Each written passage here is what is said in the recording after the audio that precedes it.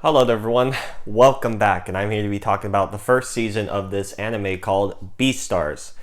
Now, Beastars is this anime that came out back in October, but on Netflix I saw just this past week or so they released it, and I heard about this a few months ago when Netflix announced that it was coming in March to on their platform, and from like the thing they posted, it was basically the main intro. I was like, this actually looks pretty interesting. So I dug in a little bit deeper on YouTube and all, and I looked into it, and I was like, I might actually want to give this a watch and a read. So I read some of the manga and I watched season one, and basically the main premise is it's basically anthropomorphized animals, like kind of like Zootopia in that way, except it's way more mature than Zootopia. And you have a couple main protagonists. Your main two though is Legoshi, who's like this gray wolf, and then you have Lewis, who's this red deer. And basically, like, season one doesn't really have like a main plot. Like, it introduces the first main thing is this classmate getting eaten alive by a different classmate. So you have carnivores and herbivores, and how they implement in the show is that carnivores have like these natural instincts because, like, obviously they eat meat and stuff, and so they fight with these tendencies to not do that. But sometimes they lose control and they end up killing their classmate. And basically, it was like set up about who killed Tem, who is the alpaca that was eaten, and everyone thinks it's Legoshi, but he didn't do it, obviously, or at least from the looks of it, it doesn't look nothing like him because you see the silhouette of the killer, but you don't see who it was, obviously.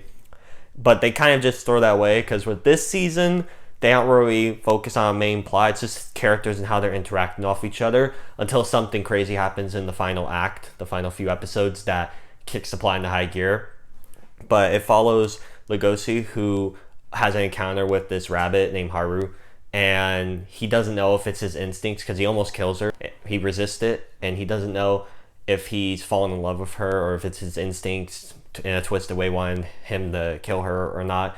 And she goes through a lot too at school. Like, they shows what the show really does that I really like is it shows just their normal lives at this school. Even Louis, who's like really popular, like he's the star of their of this drama club that Legoshi and some of the other animals are in. That's your main club that you follow, and he has like this determination to be the best and do all this stuff, and he hates, like, it's kind of funny because Legoshi doesn't like being a carnivore and all, and he always like slouches over and always hangs out with herbivores and stuff. But Louis wants to be powerful, wants to be strong, and he resents carnivores and all because he wants to be one. That's at least what I took from it. So I really found that interesting dynamics. And there's a lot of whoa stuff that happens throughout the season, and I was just really invested, really interested. Albeit the story there wasn't really one, it was just a bunch of events.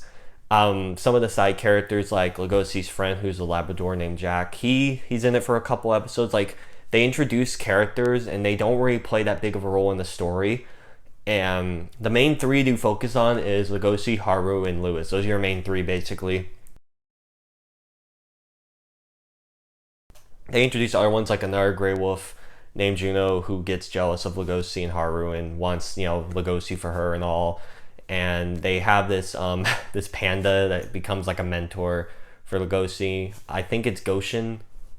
Like, some of these names, it's hard for me to pronounce, honestly. But, like, yeah, they're only in 1 or 2 episodes at most. Your main three is, Legoshi, Haru, and Lewis.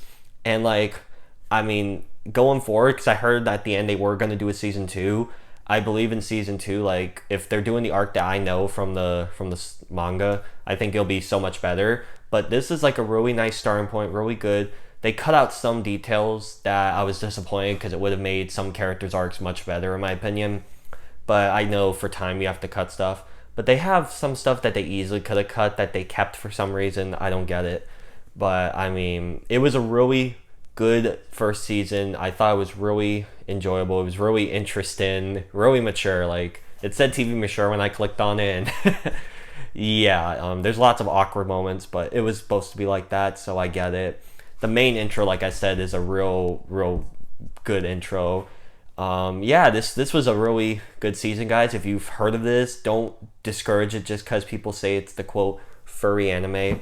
I could see why people are saying that though, but I mean, just I'm in it for the story and characters, and it has really interesting themes that it dives into. Really good characters. Pretty great animation. I'm not gonna lie, the animation's really great. I mean, it mixes, like, that's the thing, is like, I heard this is a new technique that Studio Orange, who made this, was doing, is how it mixes 3D with anime, you know, like it does some of those art styles together. I love how it does the diagonal stuff where it shows the different people's perspectives and all. And it really just highlights their emotion, what they're going through. They have moments where they're talking to someone and then they say something in their head that's like a monologue basically to us, so we could see what their thoughts are. Really great stuff.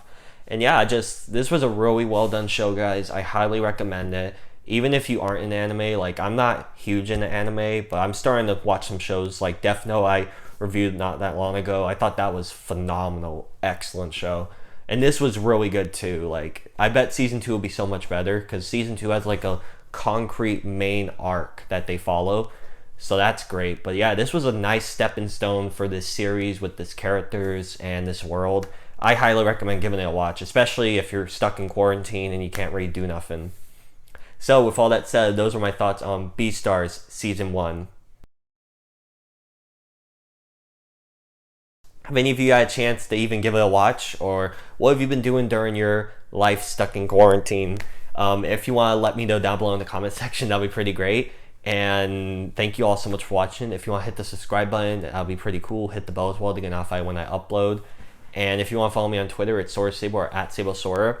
And also, like, I mean, I'll try to find more stuff to talk about, but with everything pretty much canceled, all the movies shut down, movie theaters gone, and there's just run out of stuff to really talk about. Like, I'll try to get a video up a week, but this is brutal, guys. Like, it's really unfortunate, but I mean, that's just what we're going through right now. Hopefully everything gets better soon, and hope everyone stays safe, be good, and yeah, I'll see you all in the next video. Bye.